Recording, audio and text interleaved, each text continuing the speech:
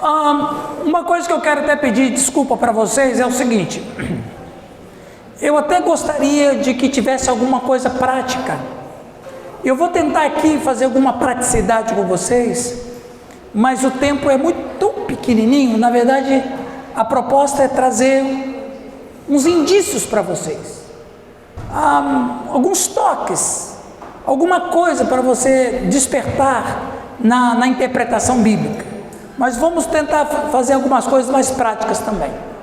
Muito bem. Quem quiser literatura sobre esse assunto em PDF, eu tenho. Tá. Pastor Giovanni está dizendo que quem quiser literatura em PDF, ele tem essa questão aí da interpretação. A própria Bíblia segue o método literal ou comum de interpretação. Por exemplo, existe no Antigo Testamento profecias que Cristo nasceria em Belém. Isso aqui eu já li. Tá. Muito bem. Todo o texto bíblico foi escrito por alguém para os ouvintes ou leitores específicos que se encontravam num contexto histórico e geográfico específico e com objetivo específico. Cada trecho da Bíblia foi escrito originalmente para determinado leitor ou leitores que viviam em certos locais e épocas e que haviam um propósito para tal. Volta-se assim ao fato de que cabe à hermenêutica descobrir o sentido original do texto, expressando-se da outra forma. Que transmitiram aquelas palavras para os primeiros leitores? Por exemplo, o Caio estava falando sobre isso aqui. Contexto. A importância de observar o contexto. As pessoas costumam isolar uma palavra, uma frase ou um parágrafo e pensam que significa, que acham que significa. Não levar em consideração o contexto consiste num dos problemas mais graves da interpretação bíblica. Se desconsiderarmos o meio envolvente de um versículo bíblico, poderemos acabar interpretando de forma completamente errada. Precisamos levar em conta as frases, os parágrafos que antecedem e sucedem o versículo em questão e ainda considerar o contexto cultural em que aquela passagem e até mesmo o livro inteiro foram escritos, ok? Por exemplo, esse texto é um texto que todo mundo conhece, ok? Ok? Salmo 116:15: preciosa é aos olhos do Senhor a morte de seus santos. Fora do contexto, alguém poderia se perguntar: se preciosa aos olhos do Senhor é a morte dos seus santos, implica que Deus se deleita ou encontra alguma satisfação quando um dos seus seguidores morre. Esse texto é muito lido em funeral. Esse é um texto que é como se fosse um bálsamo. Ô irmão, seu pai morreu, mas olha, ele era um homem muito crente. E a Bíblia diz: preciosa é a morte os olhos do Senhor é a morte do seu. Não, não tem nada a ver com isso. É o contrário disso. Por quê? O contexto do Salmo 116 é facilmente identificável. O texto fala de um homem a quem Deus livrou da morte. Agradecido, ele vai ao templo e cumpre a promessa feita ao Senhor. Este salmo de gratidão relata a luta do salmista com a morte, versos 1 a 4. Declara a bondade e a misericórdia do Senhor, 5 a 7, comprovada pela forma como ele escapou da morte. A palavra traduzida como precioso significa de alto valor ou custoso. O Senhor sabe como, quando e onde morremos. Ele se preocupa profundamente com todas as circunstâncias que enfrentamos e particularmente com o momento crucial da nossa morte. Assim como nossas vidas são preciosas para Ele, Salmo 72:14, o fim de nossas vidas também é. Deus não considera levianamente a morte de um dos seus filhos amados. Quem falou? Pela boca do profeta Ezequiel, ele disse: eu não tenho prazer na morte de ninguém. Se Deus não tem prazer na morte de ninguém, como é que é precioso aos olhos dele a morte de quem crê nele? Aí é que ele não gosta mesmo. Preste atenção, gente. Como eu estava falando com o Caio, a gente tem que ler o contexto. Você só pega esse versículo e fala assim: olha lá, Deus. Irmãos, é o contrário. O Salmo 116 que nós lemos, Ao contrário disso, ele está dizendo o seguinte, que é custoso para Deus uma pessoa que crê nele morre. Não é bom o crente morrer. Por quê? Porque, presta atenção, cada crente que morre é um trabalhador a menos na seara. Hã? Exatamente. Um dia, eu fui pregar numa igreja, e uma irmã deu um testemunho maravilhoso, de livramento. Ela estava num carro, e o carro sofreu um acidente, ela capotou várias vezes, o carro capotou várias vezes, e milagrosamente, ela e os ocupantes saíram de dentro do carro sem um arranho. Deus não livrou? Toda a glória a Deus, Deus livrou. Aí, na hora da mensagem, eu perguntei para a irmã, irmã, por que você acha que Deus te livrou da morte? Que é para você continuar vivendo? Não, porque você tem muita coisa para fazer para Deus e não é a sua hora ainda. Deus não livra ninguém da morte simplesmente para você continuar respirando. Deus livra os crentes da morte porque a obra já tem pouca gente. Jesus não disse isso? O que Jesus falou? Rogai ao Senhor que manda. Morreu 2 crentes, rapaz, aumenta o trabalho para mim.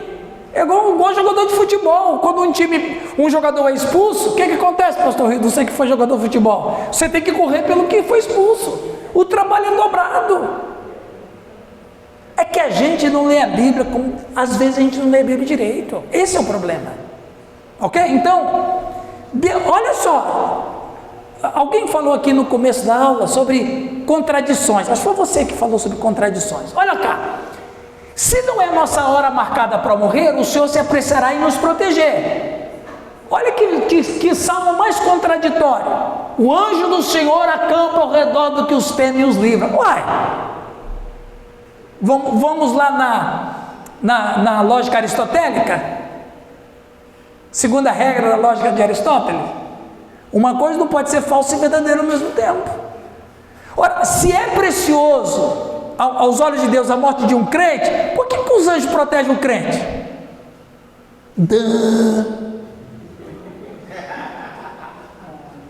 A Bíblia não tem problema, Fábio. Eu é que tenho problema. A Bíblia não tem. Eu é que tenho. Porque precisamos considerar o contexto. E às vezes, olha, eu sei, eu sou de uma geração que tinha aquelas caixinhas de promessa, lembra? Eu brincava, eu vou brincar, viu, pastor Giovanni? Me desculpa, eu vou brincar, tá? Você me permite brincar? Eu e algumas pessoas, a gente sempre brincou que as caixinhas de promessa é o horóscopo gospel. Deixa eu ler a minha sorte de Deus para hoje. Interessante que só tinha versículo bom. Só tinha o Salmo 23, nível do Salmo 23. Só tem bênção. Gente, eu acho que até hoje vende, não é? Deve vender, né? Esse dia eu ganhei do meu irmão. Eu tinha um professor do seminário que todas as vezes que a gente já ia ter um devocional na casa dele, ele mandava uns versículos para todos nós, né? Aí a gente brincava, está na hora do horóscopo gospel, né? Porque na verdade é isso. Eu não posso pegar um versículo e descobrir toda a minha vida nele, porque aquele versículo, ele faz parte de um contexto, e eu preciso entender o contexto. É o Salmo, esse Salmo aqui é o Salmo 23, o Salmo 23 diz, o Senhor é meu pastor e nada me faltará. Por que nada vai faltar? Alguém fala assim, é porque Deus cuida. Não, é porque Ele cuida de quem faz parte do rebanho. É o contrário, não existe ovelha sozinha. Se está no rebanho, se é ovelha, está no rebanho. E Deus cuida quem? Quem está no rebanho. Mais porque eu estou no rebanho do que Deus está cuidando de um e de outro. Ele cuida das ovelhas, porque todas as ovelhas fazem parte do seu aprisco. Por isso que o Senhor é o meu pastor. E Jesus vai dizer isso em João 10, não é? Onde que estão as ovelhas de Jesus? Separadas? Ele cuida de cada uma individual? Não, ele cuida de todos, porque todos estão juntos. Essa é a ideia. Aquele famoso eram 100 ovelhas, não é? Vamos falar do contexto desse texto. A pergunta de Jesus é uma pergunta que ninguém responde. Você já reparou que ninguém responde? É uma pergunta que passa batido. Ele pergunta assim: qual de vós, tendo 99 ovelhas, uma escapa, qual de vós deixa as 99 e vai atrás da que se perdeu? A resposta qual é? Ninguém. Tem lógica nisso? A resposta é ninguém. Ninguém faz isso. Ou faz? Qual é o pastor? Isso aí dá para transportar para o nosso tempo. Ok, o Val, ele tem 100 ovelhas. Aí o Val vai deixar 99 no deserto, que nem é o habitat natural delas. Aí você vai atrás da que se perdeu. Se você achar que se perdeu, valeu, mas você perdeu 99. Então, qual é o ovinicultor que ela que se perdeu? Eu não vou perder 99. Não é lógico isso? Claro que é. Jesus não está indo contra a lógica, porque a pergunta dele é retórica. Qual de vós que tendo uma ovelha perdida não deixa as 99? Ninguém vai deixar. Mas é isso que ele vai aplicar. Pois eu fiz isso. Eu vim atrás da que se perdeu. Ele estava atacando os religiosos. Era um ataque aos religiosos, os fariseus. Mas é que não observa o contexto. Tá? Nesse caso, as 3 parábolas foram ditas meio na sequência. Então, ele dá 3 tiros numa vez só. O filho, a dracma e a ovelha. Eu não sei onde eu ouvi isso, mas talvez disse até que o valor de uma dracma seria mais ou menos o valor de uma ovelha. Não sei se tem relação. Aí vai várias interpretações. Mas enfim, a pergunta de Jesus é retórica. Qual de vós? Ninguém. Pois é, vocês não fazem? E é isso mesmo, vocês não vão fazer mesmo. Está certo, ninguém vai deixar 99 no deserto e vai atrás que se perdeu. A que se perdeu, se perdeu. Eu vou cuidar das 99. Mas Deus fez o quê? Deus fez isso. Deus se importou com cada um de vocês. Essa é a ideia que está por detrás, e não as ovelhas. A Bíblia foi afetada, isso aqui é importante, a Bíblia foi afetada e influenciada pelo meio cultural em que cada autor humano escreveu. A Bíblia é um livro cheio de cultura. Isso significa que o intérprete da Bíblia precisa atentar para os aspectos culturais. O desconhecimento de certos costumes pode gerar interpretações erradas. Essas características culturais incluem, entre outras coisas, a agricultura, a arquitetura, a geografia, o sistema militar e o aspecto político. Por exemplo, um outro exemplo, a irmã me pediu: pastor, vamos fazer uma coisa. Jesus diz assim: dai a César o que é de César e a Deus o que é de Deus. Bom, a discussão toda gira em torno de uma arapuca dos fariseus. Os fariseus querem julgar Jesus ou contra a opinião pública ou contra Roma. Qualquer uma das respostas, Jesus ia cair em desgraça, ou com Roma ou com o povo. Devemos pagar tributo a César ou não? César quer um tributo. Jesus pega uma moeda, mostra a efígie e pergunta: de quem é essa efígie? É de César? Daí a César que é de César e a Deus que é de Deus. Aí, claro que eu não vou entrar no mérito da questão, não é o objetivo isso. Isso aqui é porque Jesus quer que pague o imposto. Não, não é nesse sentido, mas se bem que todo mundo deve pagar imposto mesmo. Mas o que Jesus quer dizer? Jesus disse uma coisa ali fantástica. Sabe o que ele está fazendo quando ele diz que dai a César o que é de César e a Deus o que é de Deus? Ele está dizendo: nem tudo é do César, quando na verdade tudo era de César. Perceberam? O César era dono de tudo. O César era dono das terras, César era dono da justiça, César era dono da paz, César era dono do imposto, César era dono dos corações humanos, César era dono de tudo. Jesus é o único que diz assim: nem tudo é de César. Uau! Quando ele diz, dai a César o que é de César e a Deus o que é de Deus, o que ele está dizendo por tabela? Nem tudo é de César. O que César quer? César quer adoração. Ok, César quer adoração, mas a gente tem que adorar Deus ou César? Deus. Então César perdeu. César quer dizer que a justiça procede dele, mas a justiça procede dele ou a justiça procede do Senhor? Não, a justiça procede do Senhor. César perdeu de novo. César disse que a paz vem dele, a Pax Romanos. Mas a paz vem de Deus ou a paz vem de César? Não, a paz vem de Deus. Então, percebe? César só foi? Final da conta, César não tinha nada. César não tinha nada. Mas aí a gente só fica no imposto, que era o mínimo. O mínimo. César era Deus. Ok, César quer ser adorado como Deus. César é Deus ou a gente tem que adorar a Deus? Não, a gente tem que adorar a Deus. Então César não pode se adorar. Percebe? Daí a César o que é de César, a Deus o que é de Deus. E bem no fim, o que era de César? Nada. Tudo era de Deus. Percebe? Você tem que analisar o contexto. Não é gostoso estudar assim? Traz assim, luz, brilha. A irmã Ângela me perguntou: pastor, me conta o caso de Jó. Eu preciso entender um negócio ali, eu tenho uma dúvida. Aí ela me falou, eu falei, olha, falei para a Ângela, falei, olha, primeiro que o caráter de Jó era indiscutível, porque Deus quem disse. Segundo, quem estava em teste, inclusive amanhã de manhã eu vou falar do Jó, viu? O tema amanhã, aqui na Casa na Rocha, vai ser ultrapassando os limites do sofrimento. Eu vou abordar como que a gente pode encarar e vencer o sofrimento.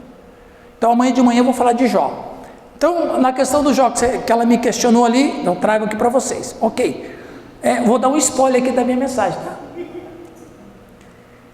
Segundo, quem é que estava em provação? Não era Jó. Quem estava em provação era Satanás. Porque não foi Jó que falou assim: Deus, pode contar comigo que eu vou ficar firme. Foi Jó que falou isso? Não, quem foi que falou? Foi o diabo que propôs o teste, não foi Jó. Então quem que estava sendo provado? O diabo. Qual era a tese dele? A tese era que se Deus tirasse tudo de Jó, ele blasfemaria. Esse é o desafio que Deus topou. Ok. Aí ela me pergunta: mas pastor, por que Deus permitiu Jó sofrer tudo aquilo? Por uma razão que ninguém pensa. Uma razão que ninguém pensa. Deus é onisciente. Deus sabia que Jó ia resistir. Por que Deus permitiu? Para Satanás ser humilhado.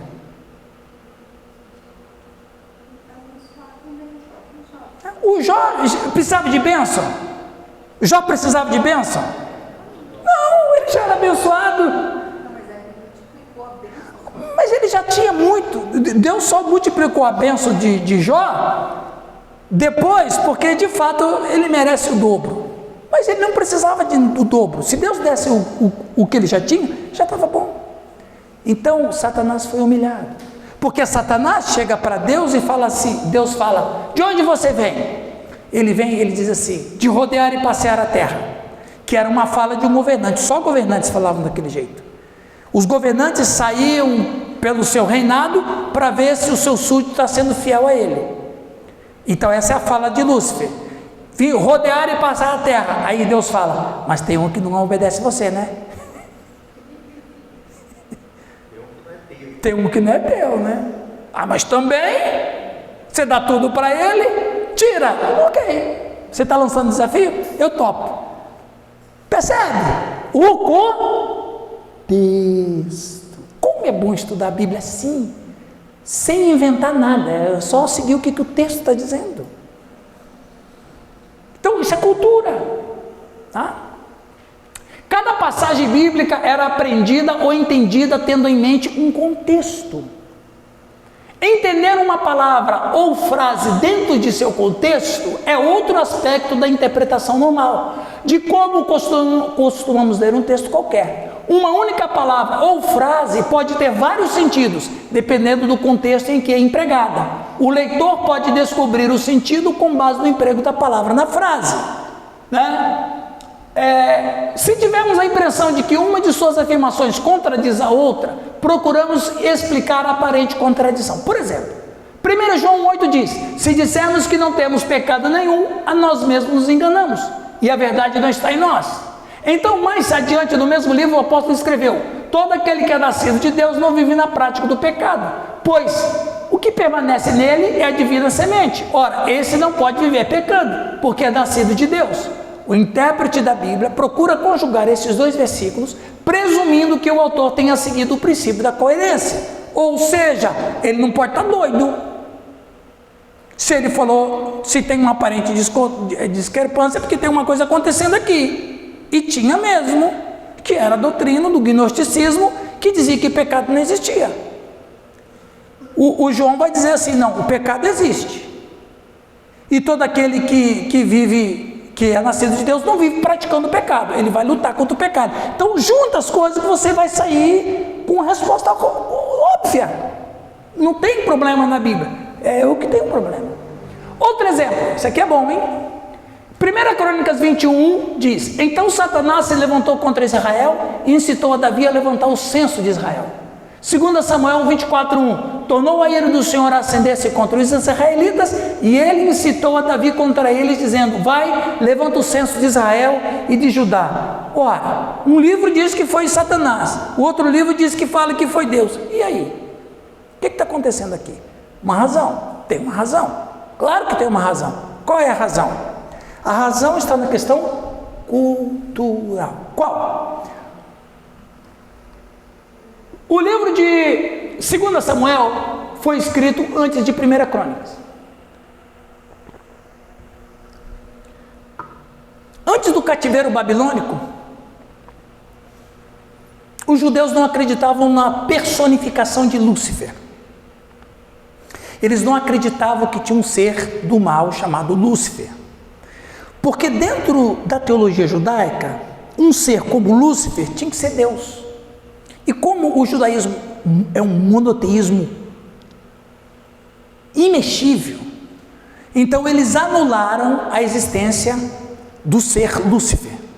Então não tinha Lúcifer, tudo era Deus. Por isso que o Isaías vai dizer que o Senhor diz: eis que eu faço bem e mal, não é lá? Eis que faço luz e trevas. Por quê? Porque na concepção judaica, Deus é a fonte de todas as coisas, até do mal. Porque se o mal existe como alguma coisa, tem que ter um Deus que tenha feito esse mal. Como não tem outro Deus, então foi o único, foi Jeová, que foi Elohim que fez isso aí. Então, o autor de Samuel foi antes do cativeiro babilônico, quando eles não acreditavam na presença. Eles não acreditavam em demônios, eles não acreditavam em Lúcifer, em Satanás, em nada. Só acreditavam no mal como inclinação do homem para o pecado. Aí você pergunta: mas e a serpente lá? Para o judeu, tudo que aconteceu no jardim era literal, menos a serpente. Daí eles vão dizer que a serpente, olha a hermenêutica judaica, a serpente era simbolismo da inclinação do homem para o mal, que eles vão chamar de Yetzer Hará. Yetzer Hará é a inclinação do homem para o mal. Então eles vão dizer: não, a serpente não é um ser, a serpente é só um símbolo. Tudo é literal, mas a serpente é um símbolo. Quer dizer, é uma coisa de do em descer, né? Você está numa passagem, se tudo é literal, uma coisa não é, ou tudo é literal, ou tudo é simbólico. Ou Deus que quer esclarecer, ou Deus quer endoidecer a gente. Muito bem. E até hoje, né? Não, até hoje, o judeu ortodoxo não crê que Satanás como ser existe. Na verdade, quem vai dizer quem era a serpente é João. Lá no Apocalipse capítulo 2, o João vai dizer que a antiga serpente chamada Diabo e Satanás. Então é com a mente cristã que a gente lê o Antigo Testamento. E aqui, quando os judeus voltam do cativeiro, aqueles judeus, eles lá, você sabe que é o Oriente, Era uma região absolutamente mística, envolvido com demônios, envolvido com obra das trevas, envolvido com bruxaria. Então, aqueles judeus que voltam para Jerusalém, voltam crendo na existência de Satanás como ser. Aí, o Crônicas já foi lido, foi escrito depois do cativeiro. Depois do cativeiro, então ele fala que foi Satanás, não foi Deus. É a mesma coisa do Jó. Jó foi escrito aproximadamente no 4º século antes de Cristo, ou seja, depois do cativeiro. Se você for prestar bem atenção, nos 2 primeiros capítulos de Jó, a palavra Satanás aparece 14 vezes. Por que existe tanta insistência do autor em escrever Satanás, Satanás, Satanás, Satanás? Para dizer para os judeus, Satanás existe. Você tem que observar o contexto e a cultura. Perguntas? Ok para vocês? A prática tá boa? Muito bem. Então vamos adiante. Ao lermos a Bíblia, fazendo as seguintes perguntas: qual o significado gramatical das palavras para os leitores contemporâneos do autor? O que essas palavras transmitiram para os primeiros leitores? Qual ambiente cultural influenciou e afetou o que foi escrito? Qual é o significado das palavras dentro do seu contexto? Em que estilo literário o trecho foi escrito e como isso influenciou no que foi dito? São questões que a gente deve fazer quando a gente lê a Bíblia. Olha aqui uma coisa bem brasileira. Se lermos a exclamação, que frango! Como saber o significado da frase? A palavra frango pode significar filho da galinha antes de ser galo, Cássio, goleiro do Corinthians,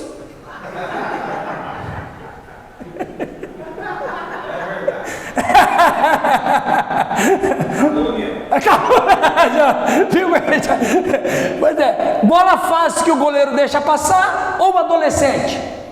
Podemos aplicar todas as perguntas para descobrir o significado. Primeiramente, verificamos qual o sentido gramatical normal. Neste caso, o significado normal da palavra frango é de uma ave. Mas, se o sentido da oração for figurado, cabe uma das outras 2 definições. Em segundo lugar, procuramos conhecer a situação histórica e geográfica em que a frase sobre frango foi escrita. Quem disse o que e para quem? Se a exclamação tivesse sido feita numa situação familiar, é possível que o sentido fosse o terceiro, ou seja, um menino. Se tivesse sido feita num programa esportivo, caberia o futebol. E se alguém tivesse feito durante o jantar, provavelmente o sentido seria de um menino ou os 2. Então, quando você lê uma frase da Bíblia, qual é o sentido? Quem falou e para quem falou e qual o contexto que está apresentado? Eu trouxe esse exemplo do frango para vocês saberem o que nós estamos falando, ok? Então, por que a Bíblia fala de Satanás ali e não fala ali? Vamos observar a cultura. Quem disse, por que disse, quando disse e onde disse. Ok? Perguntas? Está indo bem para vocês aí? E essa última parte que eu quero dedicar é: a Bíblia é um livro divino. Na qualidade de veículo de comunicação, a Escritura é um livro tal como qualquer outro, conforme já observamos. A Bíblia é um livro escrito por homens, para homens, inspirado por Deus. As palavras foram registradas pelas mãos de pessoas, tendo em vista que esses instrumentos humanos, no entanto, a Bíblia é um livro sem igual, é singular porque nos foi dado pelo próprio Deus. Isto fica evidente a partir de suas próprias reivindicações de inspiração. Paulo disse: toda a Escritura é inspirada por Deus. Embora Deus tenha usado autores humanos para escrever as Escrituras, com seus estilos de linguagem particulares, expressando suas próprias personalidades, as palavras que registraram foram inspiradas por Ele. Assim, a inspiração é obra sobrenatural do Espírito Santo, por meio da qual Ele orientou e supervisionou os escritores bíblicos para que o que escrevessem fosse a palavra de Deus. Claro que existem algumas formas de interpretar. Algumas pessoas falam que foi soprado. Eu não acredito que foi soprado. Por quê? Existe uma interpretação que diz que Deus foi ditando. Quem foi que ouviu essa interpretação? Quem conhece essa interpretação? Por que eu não acredito que ela foi ditada? Porque se fosse ditada, a Bíblia seria padronizada. Ela não é padronizada. Ela obedece à mente intelectual do autor. Então, qual é a interpretação que eu acredito como inspirada? Deus falando na alma da pessoa e a pessoa escreve dentro daquilo que ele tem condição intelectual de escrever. Perceberam? Porque se fosse ditado uma carta, por exemplo, algumas cartas de Paulo, não foi Paulo que escreveu. Ele tinha a manuseante.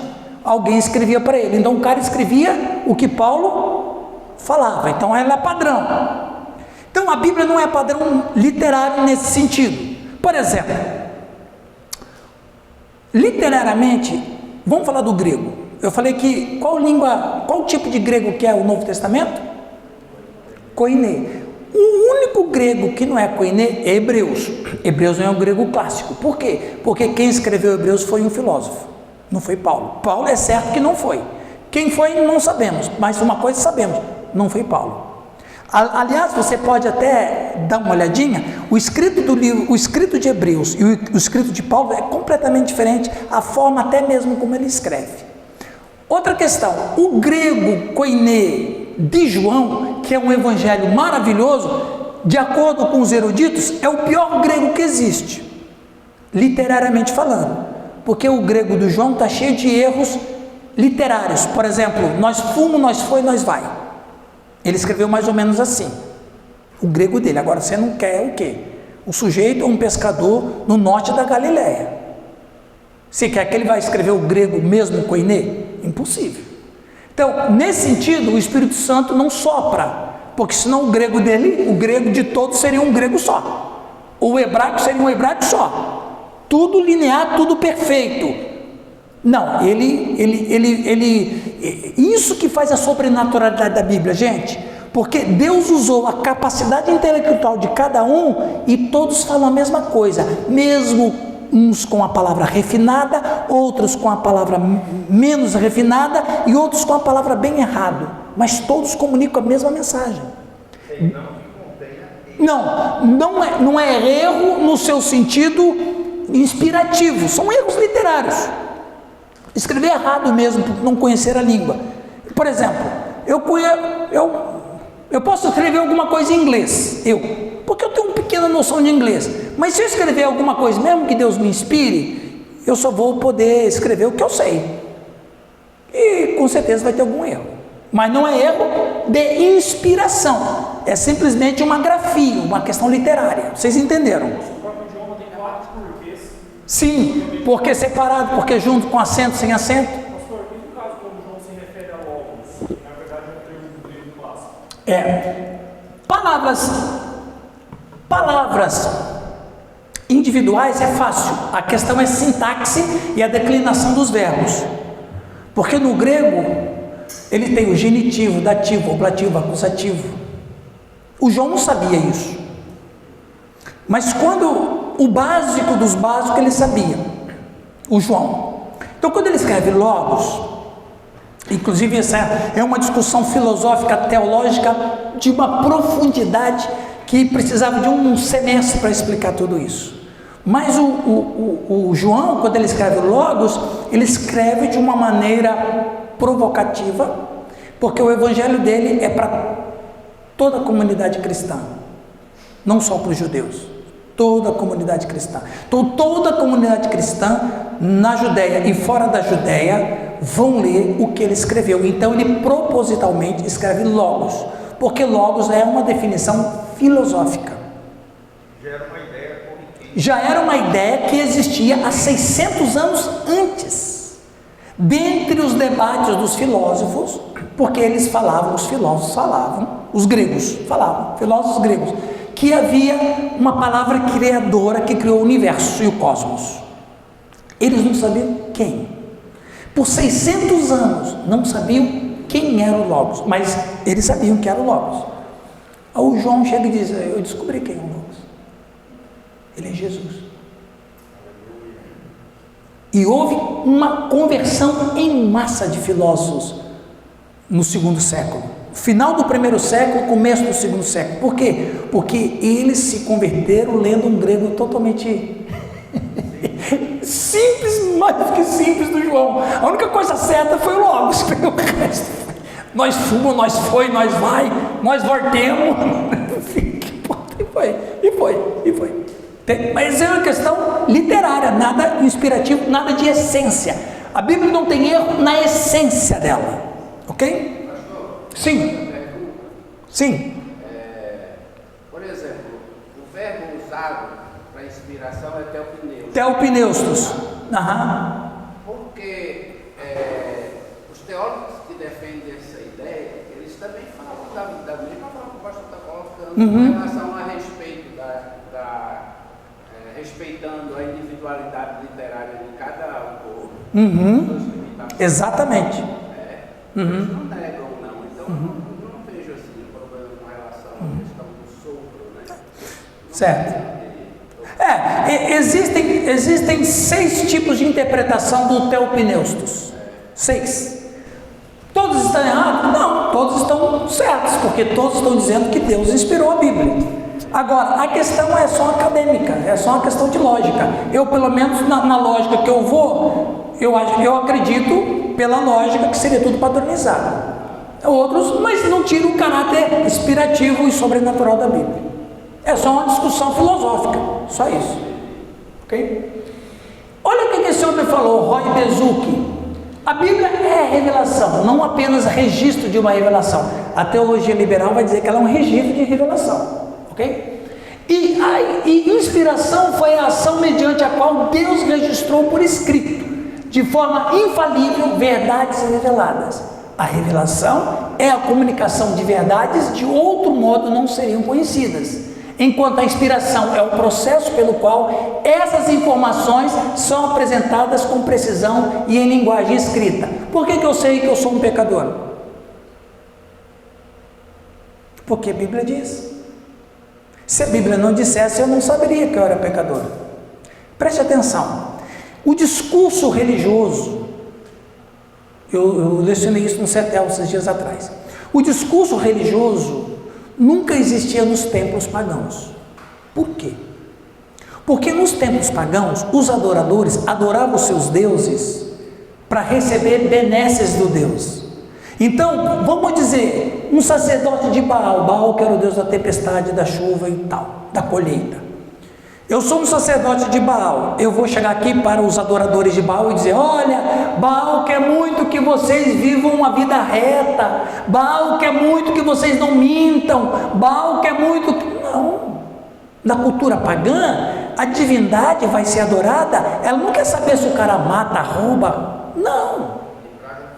Não, eu só quero adoração. Os deuses pagãos só existiam para receber adoração. Então, o discurso religioso não existia nas divindades pagãs, nem no panteão egípcio, nem no panteão grego, nem no panteão babilônico, nem no panteão acadiano, não existia. O único discurso religioso que veio foi na fé cristã, porque o Deus da fé cristã se relaciona. E a forma como o Deus da fé cristã se relaciona, ele então tem um livro que diz: é assim que vocês devem viver, é assim que eu quero que vocês vivam. Percebem? Sim, Fábio. Sobre ser infalível, inspiração, alguns teólogos afirmam, eu consegui, só um pouquinho. Fábio, pergunta do jeito que a gente treinou ali no café, tá?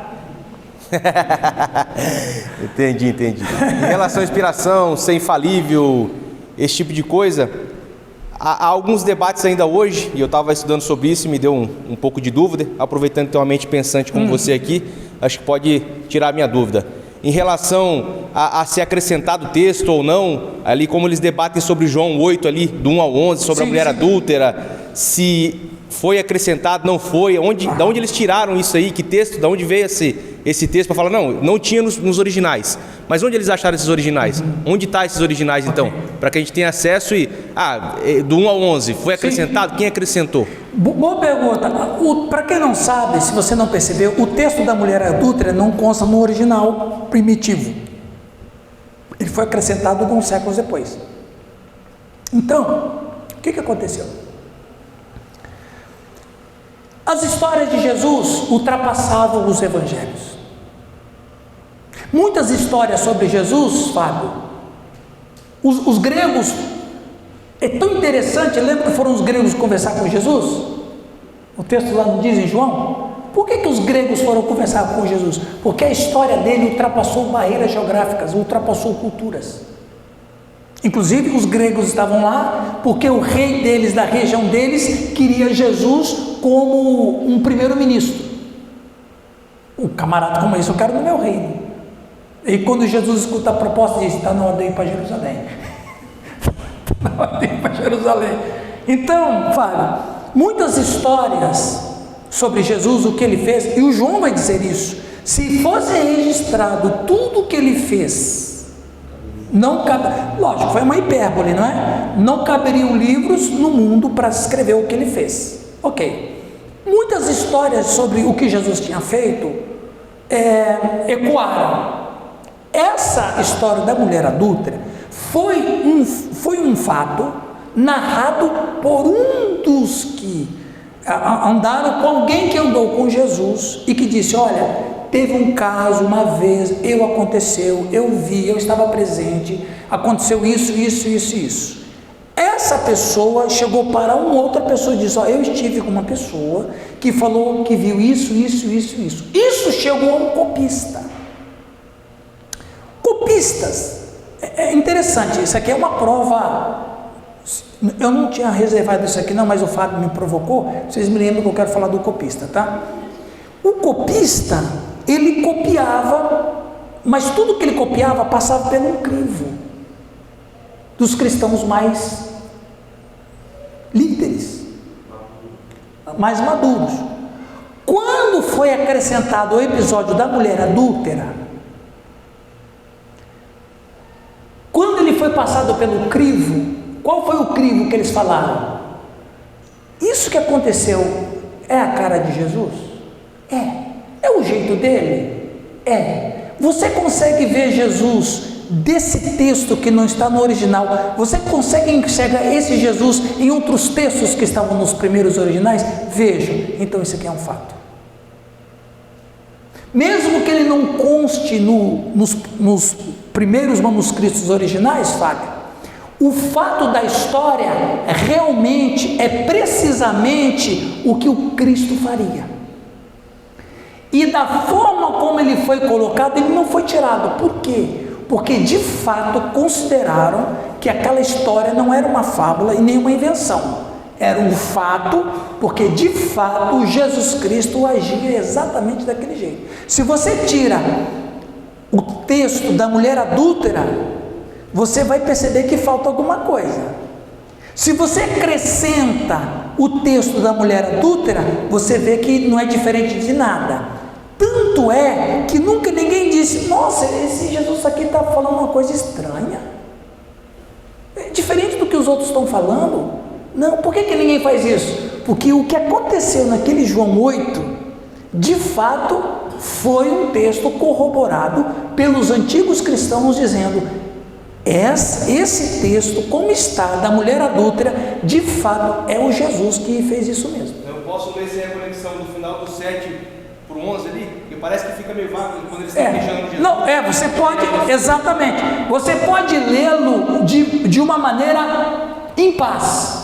Porque o que acontece naquele texto em João 8, de fato é um texto que o Jesus faria aquilo mesmo, ou você tem a dúvida? Então, entende? Então veja, talvez eu possa fazer uma suposição, né, que até mesmo algum copista cristão, entendendo que aquele fato tinha que ser registrado, ele pôs.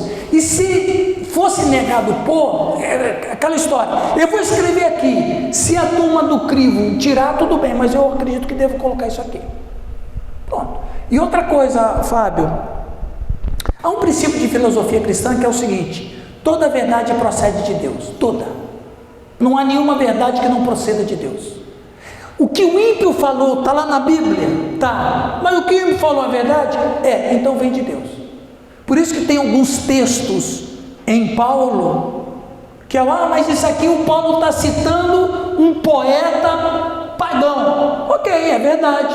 Mas o poeta pagão falou a verdade ou é mentira? Não, falou a verdade. Então quem é a verdade?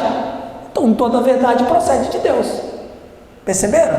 Então se alguém falar para você assim, mas isso aqui um pagão falou isso, mas você está na Bíblia, é porque vem de Deus. Pronto, acabou. O João 8, eu já sei disso aí, eu leio e Deus fala comigo naquele texto. Porque foi o próprio Jesus. Eu acredito que a especulação é 100%. Eu acredito que o Jesus do João 8 é o Jesus de João 1, 2, 3, 4. Ok? Respondido? Gente, a questão... corrompe os bons costumes. Isso. Viu, pessoal? Só rapidamente falando do copista, existe uma prova bibliográfica de que a Bíblia ela tem a máxima autoridade sobre escrito. Por quê? Veja bem, a cópia mais antiga do escrito de Platão para uma outra cópia passaram-se 1900 anos. Platão, da última cópia até a próxima, passaram-se 1900 anos. Tucídides, que era um escritor historiador grego, do último cópia dele para a primeira cópia depois da última, passaram-se 1400 anos.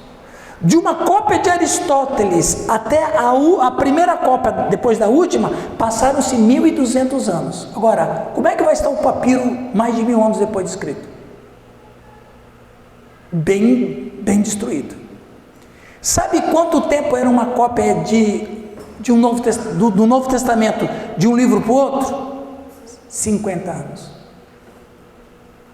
Quem é mais crível? Você lê um escrito de Platão, a República, ou você lê uma carta de Paulo aos Coríntios? Eu estou falando literariamente. Qual é o que tem mais credibilidade da autoria? De Paulo ou de Platão? De Paulo. Por quê? Porque em 50 anos, 100 anos, o papiro está perfeito. Ok? Muito bem. Vamos adiante, porque nós temos que terminar hoje o que eu trouxe.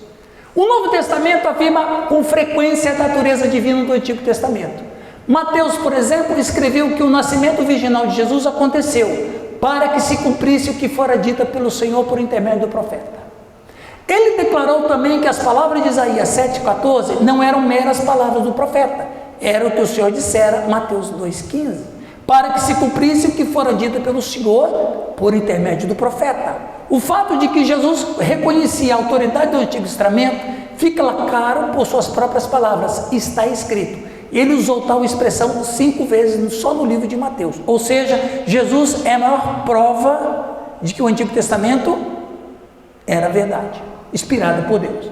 Se cremos que a Bíblia foi verbalmente inspirada, como esclarecido no capítulo 1, então, no primeiro slide que eu apresentei, então acreditamos que cada palavra dela contida é importante. Amém? Cada palavra na Bíblia ela é importante. Talvez nem todas as palavras e frases tenham a mesma importância, mas todas elas têm uma finalidade. Do contrário, por que Deus as teria incluído? É lógico. A interpretação gramatical é o único método que respeita integralmente a inspiração verbal das Escrituras. Aí, pastor Rildo, cadê o pastor Rildo? Foi arrebatado? Mais do que ser soprado por Deus, eu creio na inspiração verbal plenária. Tá? Se uma pessoa não acredita que a Bíblia foi verbalmente inspirada, seria uma contradição no mínimo estranho se ela preocupasse com os aspectos gramaticais. Pelo fato de ser um livro divino, a Bíblia é inerrante. Como a Bíblia é um livro divino, é fonte indiscutível. Como a Bíblia é um livro divino, apresenta unidade. Isso aqui eu também já falei, né? Existindo duas interpretações possíveis para uma mesma passagem, e é o que acontece em várias passagens, pois não sabemos ao certo como interpretar cada versículo, a regra prática é a seguinte: adote o sentido evidente que obedece ao bom senso. Quando Paulo escreveu em Colossenses 1,6, em todo o mundo este evangelho está produzindo frutos e crescendo, o mais provável é que estivesse referindo-se ao mundo conhecido da época, e não... Ai, ficou ruim ali. Bom, John Knox, reformador escocês do século XVI. A palavra de Deus é clara por si só. Havendo algum ponto obscuro, o Espírito Santo, que não contradiz a si mesmo, apresenta-o com maior clareza entre outros textos. Isso aqui eu não entendi. Continue lendo. Você vai entender. Aqui fala sobre a unidade da Escritura. A Escritura interpreta a própria Escritura. Aceitar a unidade da Bíblia também implica em conhecer o que é chamado progresso da revelação. O que o Antigo Testamento fala sobre a morte é lapidada no Novo. A trindade do Antigo Testamento é apresentada na forma mais completa no Novo. Quando o intérprete reconhece esse progresso da revelação, ele toma cuidado de não interpretar o Antigo Testamento tendo em mente o Novo. Por exemplo, a revelação ela é progressiva. Por que ela é progressiva? Porque a mente do homem é capaz de aguentar certas verdades. A gente não aguenta toda a verdade de Deus. Ninguém. A nossa mente, com um pouco a gente faz uma confusão danada. Olha que nós estamos no século 21. Um monte de teologia, um monte de teólogos, um monte de material produzido. A gente tem dificuldade. Então, a revelação é progressiva. Eu vou dar um exemplo. O Salomão foi o único homem na antiguidade que foi o que chegou mais próximo da vida após a morte. O que ele disse? Que quando o homem morre, o espírito volta a Deus, mas ele não fala mais nada. É o máximo que ele chega. Mas e daí, Salomão? Eu não sei, eu só sei isso aí. Ele foi até certo ponto. Ele não disse de céu, de inferno, de condenação. Não disse. Ninguém falava disso. Ninguém sabia. O Salomão foi o único homem na antiguidade que chegou mais próximo da verdade sobre vida após a morte. Quem foi que revelou tudo sobre vida após a morte? Jesus. Ele levanta o véu da eternidade e mostra a rico e o Lázaro. Ele foi além de Salomão. Por quê? A revelação é... Por isso que às vezes tem coisa no Antigo Testamento que parece que meio fora do lugar, e a gente entende mais no Novo. Por quê? Porque a revelação ela é... O homem não aguenta a verdade de Deus como ela é. Sim.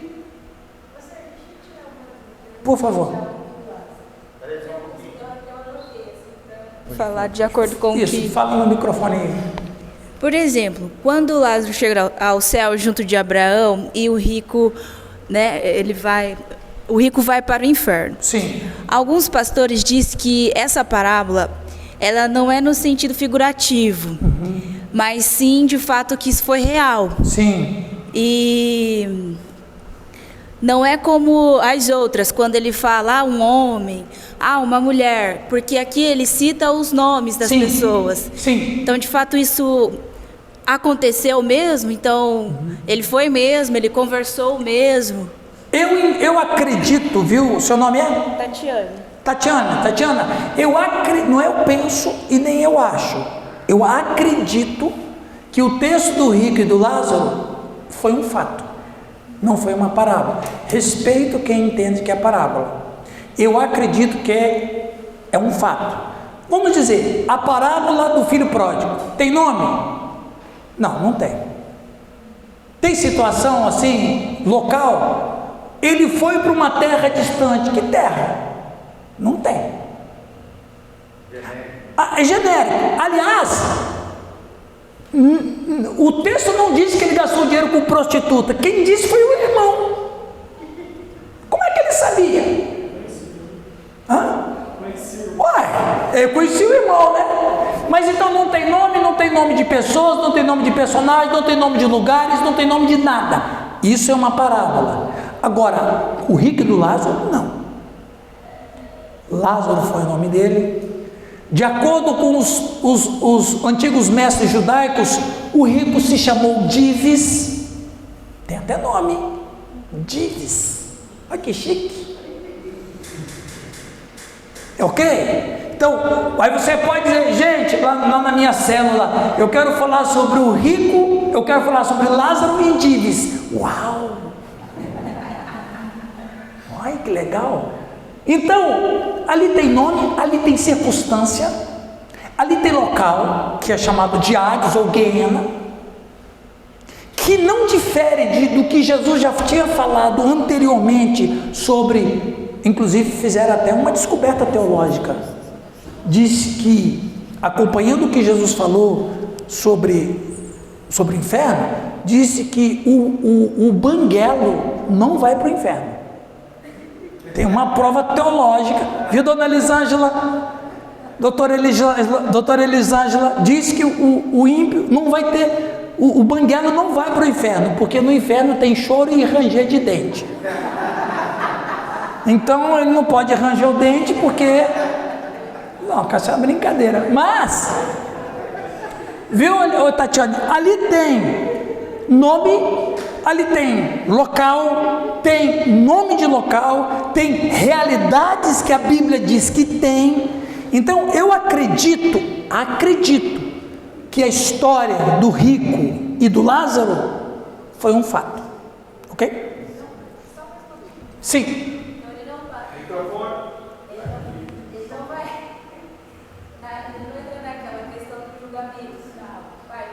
Ele não foi julgado, ele já foi direto, então essa questão não vai entrar. Na verdade, isso é um assunto escatológico. O grande julgamento vai vir quando Jesus voltar. O que está acontecendo ali na verdade, é uma sala de espera. Por quê? Porque quem morre não pode virar fantasminha, Gasparzinho. Não tem Gasparzinho. A pessoa quando morre, ou ela espera Jesus voltar no céu, ou ela espera Jesus voltar no inferno. Ela não pode ficar mais por aqui. Ela está, vamos dizer assim, uma sentença não oficial, porque a oficial vai ser daquele grande julgamento. Ok? Então, como Deus não quer e não projetou para que a alma ficasse perambulando pelo mundo, as únicas almas que perambulam pelo mundo é o demônio. Tirou o demônio, a alma do ser humano, ou está na presença bendita de Deus, esperando Jesus voltar para lá e ressuscitar, ou o ímpio que está lá no inferno, esperando Jesus voltar para também ressuscitar, porque todos vão aparecer diante de Deus, né? E tal, é isso aí. Mas vamos adiante, então a gente fica, tá ok? Obrigada. Ok, vamos adiante. Como a Bíblia é um livro divino e tem seus mistérios, precisamos admitir que a Bíblia contém muitas coisas difíceis de entender, e é verdade. Preste atenção, não existe pastor, teólogo, pastora, missionário, missionária que conhece a Bíblia totalmente. Não, o único que conhece a Bíblia totalmente é Deus, porque Deus escreveu ela pela mente dos homens, pela alma dos homens.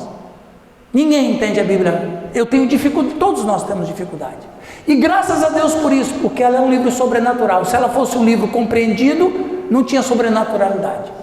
Os estudiosos das Escrituras têm de reconhecer que nem sempre são capazes de determinar o sentido de certa passagem. Pastor, quando é que Jesus vai voltar? Não sei. Como é que Jesus era homem de Deus? Não sei.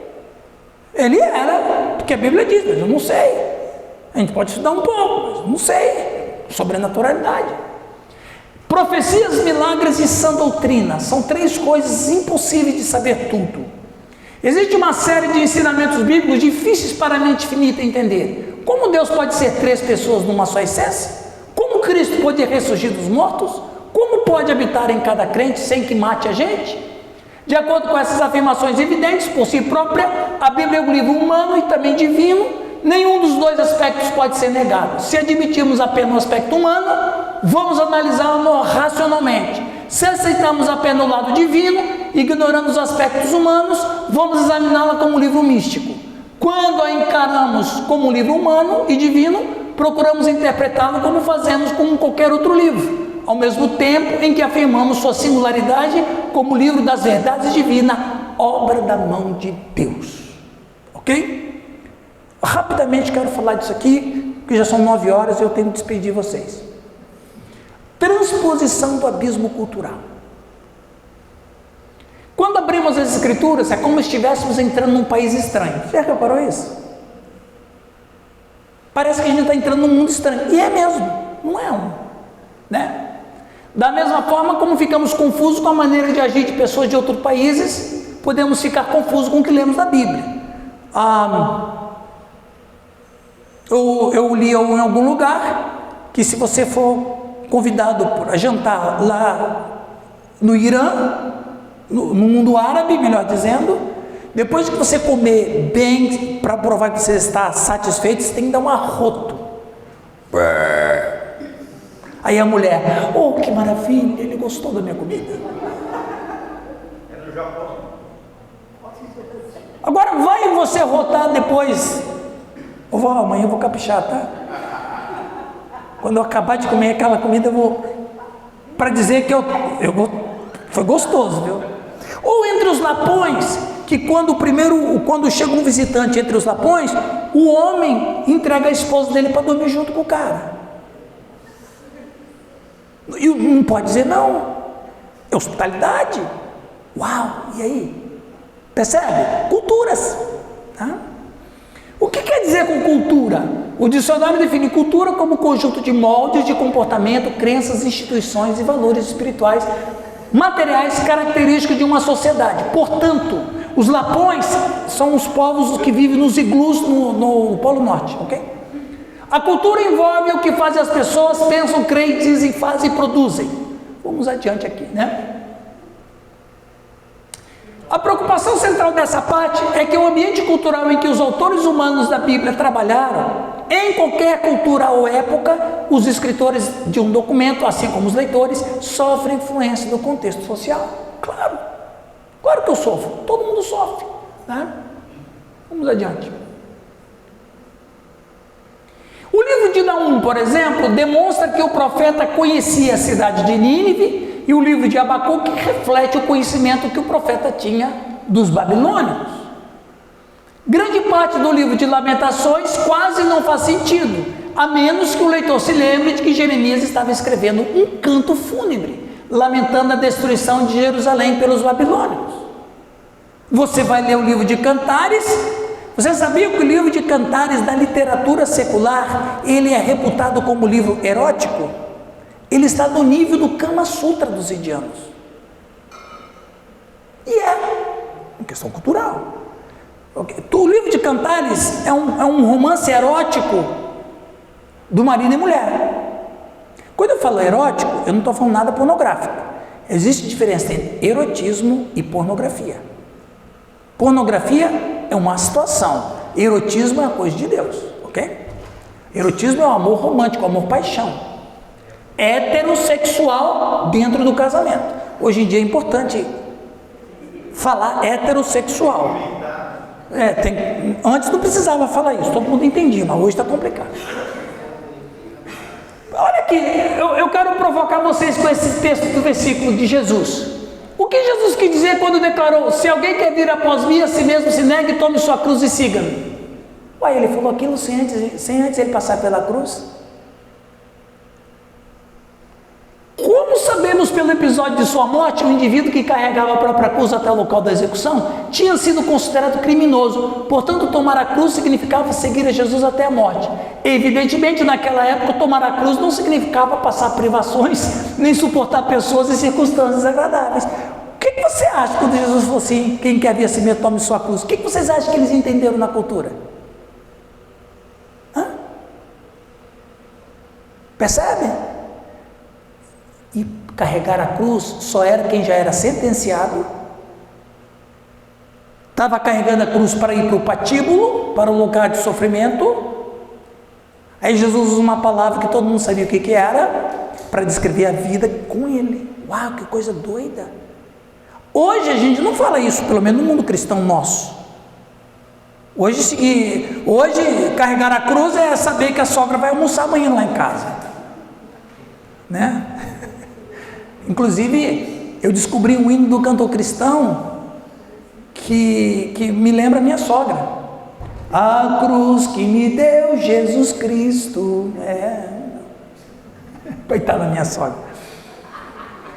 Esse homem foi um grande teólogo. Ele disse o seguinte: a não ser que acreditemos tenha a Bíblia caída do céu de paraquedas, escrita por uma pena celestial, numa língua celestial curiosa, exclusivamente adequada como instrumento de revelação divina, ou então que foi ditada por Deus direta e imediatamente, sem referência a nenhum costume regional, estilo ou perspectiva, seremos obrigados a encarar os abismos culturais. Isto é, a Bíblia retrata a cultura de sua época. R.C. Sproul falou isso aí. A Bíblia não foi escrita com a pena celestial, tinha uma cultura, e a gente tem que descobrir essa cultura. Muito bem, eu quero pro finalmente com isso aqui. Deve ser óbvio que nem todos os costumes bíblicos têm aplicação hoje em dia. Se tivesse, então quando você compra uma casa, o antigo dono deve tirar uma das suas sandálias e dá-la a você como comprador. Quem é que comprou uma casa aí? Alguém comprou uma casa? Você comprou, Tatiana? O comprador lá te entregou uma sandália? Não, mãe. Ou aqui então tá de sandália para você aqui. Cultura. Vamos ilustrar essa questão da seguinte forma: use P, permanente, ou T, temporário, que segue em cada frase. Vamos lá, eu quero ouvir todo mundo ao mesmo tempo. Cumprimentar uns aos outros com um beijo santo. P, permanente. T, temporário. T, temporário. Abster-se de carnes oferecidas a ídolos. Temporário. Ser batizado. P. Lavar os pés uns dos outros. T. Oferecer a destra da comunhão. P. Apertar a mão, né? Ordenação por imposição de mãos. P. Proibir as mulheres de falar na igreja. T. Ter um horário fixo para orar. T. Cantar salmos, hinos e cânticos espirituais. P. Abster-se de comer sangue. Os escravos devem obedecer aos seus senhores. T. Celebrar a ceia do Senhor. P. Não fazer juramentos. P. Ungir os enfermos com óleo. P. Proibir as mulheres de ensinar aos homens. Pregar e ensinar as sinagogas judaicas.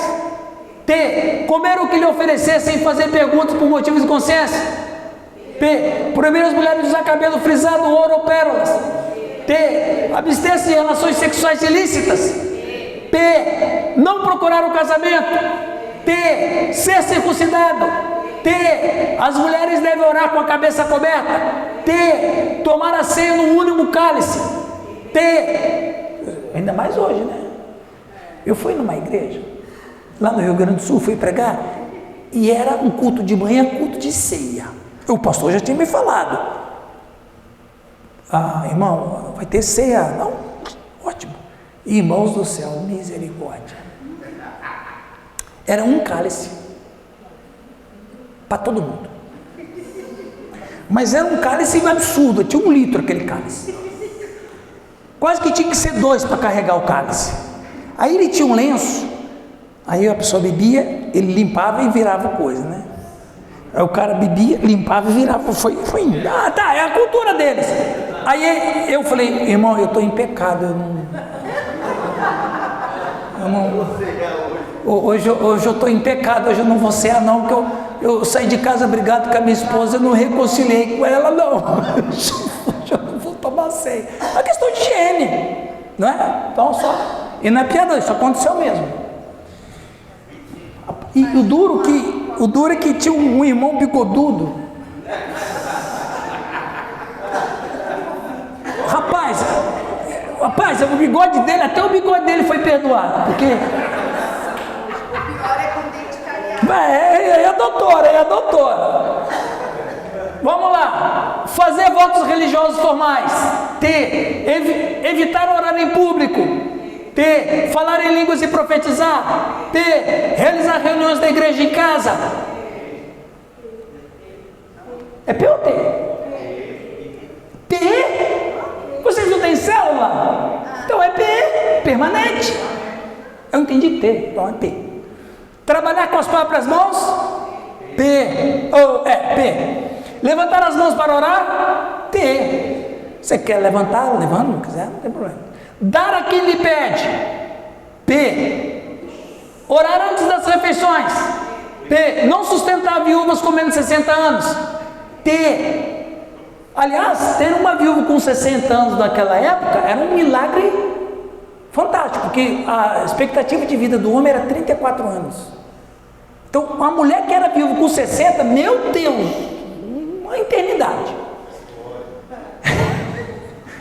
Dizer amém ao final das orações. P. Jejuar para fins de ordenação. P. Usar sandálias em uma só túnica. P. As mulheres devem submeter seus maridos. P. Não agir com favoritismo em relação aos ricos. P. Usar pães asmos da ceia. P. Lançar sortes para a ocupação de cargos da igreja. Não dever nada a ninguém. Deve haver 7 diáconos na igreja. P. Eu fui pregar numa igreja que tinha 50 diáconos, olha que legal. É uma igreja, uma célula, né? Uma igreja. Não comer carne de animais mortos por estrangulamento. P. Não deixar de comer quem não quer trabalhar. P. Quem não quer trabalhar não coma, né? Abrir mão de bens pessoais. P. Os sacerdotes devem sustentar a si próprios. T. Fazer coletas na igreja a favor dos pobres. Esses itens exemplificam a frequência com que os estudantes da Bíblia enfrentam o problema do que é hoje cabível culturalmente. As respostas a essas perguntas variarão o leitor para leitor, como vamos saber quais devem ser consideradas permanentes e, portanto, aplicáveis para nós hoje. Eu vou terminar agora com isso. Certas situações, mandamentos ou princípios não são aplicáveis, contínuos ou irrevogáveis, ou dizem respeito a temas morais e teológicos, se são repetidos em outra parte das Escrituras, sendo, portanto, permanentes e transferíveis para nós. O que está lá é espiritual? É moral? É repetido? Então é para nós hoje, ok? Vamos adiante? Certas situações, mandamentos ou princípios dizem respeito a circunstâncias específicas de um indivíduo não aplicáveis ou a temas que não possuem caráter moral ou teológico ou foram revogados, sendo, portanto, inaplicáveis na atualidade. Tem um mandamento ou tem um princípio, é moral? Não. É para uma pessoa só? É aplicável hoje? Não. É a peneira, aqui ó. Todo pai tem que procurar sacrificar o seu filho? Não. Todo pai que vai ter um filho rebelde vai apedrejar ele para que morra? Não. Por aí. Determinadas situações ou mandamentos dizem respeito a contextos culturais que se assemelham apenas parcialmente ao nosso, os quais só os princípios são aplicáveis, como o ósculo santo. E último, certas situações ou mandamentos dizem respeito a contextos culturais totalmente diferentes, mas em que os princípios se aplicam. Então ali continua valendo o princípio de que podemos expressar nosso amor por ele de forma prática quando fala da mulher que quebrou o vaso de alabastro. Eu quero partir aqui, eu tinha algumas coisas para falar, mas já estamos no finalmente.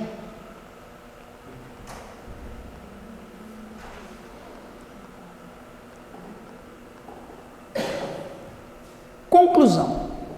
A aplicação das Escrituras não deve ser efetuada com nossas próprias forças. A vida cristã tem de ser vivida no poder do Espírito Santo. Eu posso ouvir um amém? Amém. Devemos ter certeza de que em todo o processo de estudo, interpretação e aplicação da Bíblia, estejamos contando com o Espírito Santo para guiar-nos. Precisamos pedir-lhe que nos mostre os pontos em nossa vida que carecem dessa aplicação. Pedir também para tornar-nos sensíveis a eles e para dar-nos desejo de mudar pela assimilação da verdade.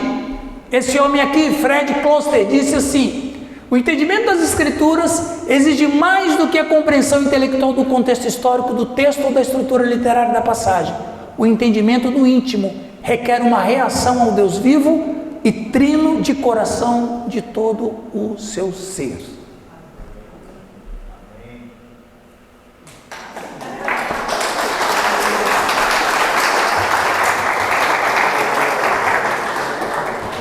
Os irmãos me perdoem a pressa, vocês aguentaram 3 horas e 12 minutos, 3 horas tirando os 12 minutos do break, mas fica um convite, amanhã de manhã